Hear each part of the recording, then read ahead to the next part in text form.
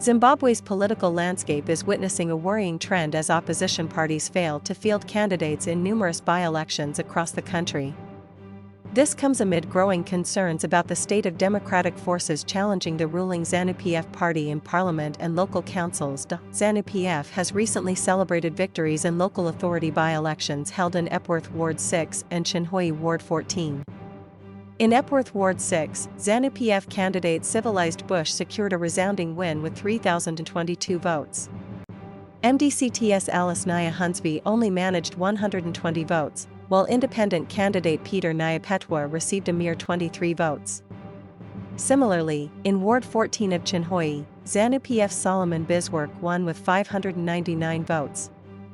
With independent candidate Hope Simbiri trailing behind with 194 votes, the ruling party also achieved a clean sweep in 6 by-elections held in Chikamba, Karedzi, Gutu, Mazo, and Marandara rural district councils.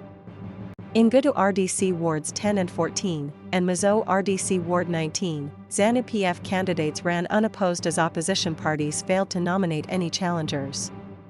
In Chikamba RDC Ward 10, Zanu PF's Tafadzwa Makandi won with 447 votes against independent candidate Joseph Mashik's 290.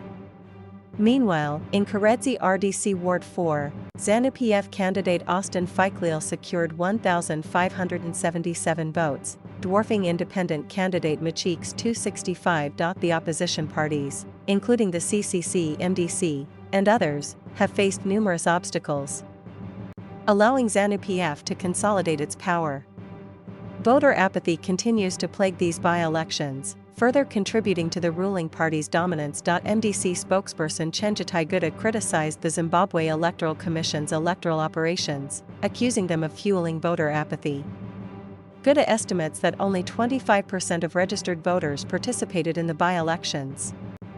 We see serious state interference, and ZEC and its operations has not demonstrated fairness in being the arbiter for such important democratic processes, Guta stated. As you'd recall, we had 87 candidates from the MDC who were struck off the election unfairly. And on the other hand, you had candidates from CCC who went after nomination. Guta emphasized the importance of ZEC's independence, stating, "ZEC remains our greatest undoing as a nation." The reason being, it was, according to the Constitution, supposed to be an independent commission, independent from state interference. ZEC has consistently denied any such interference. The MDC spokesperson also highlighted the concerning levels of voter apathy in local elections.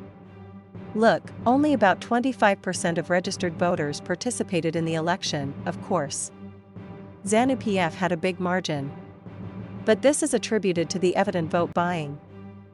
Bofana called for a restructuring of the opposition political space, stating, "But we now need a leader to stand up and be counted."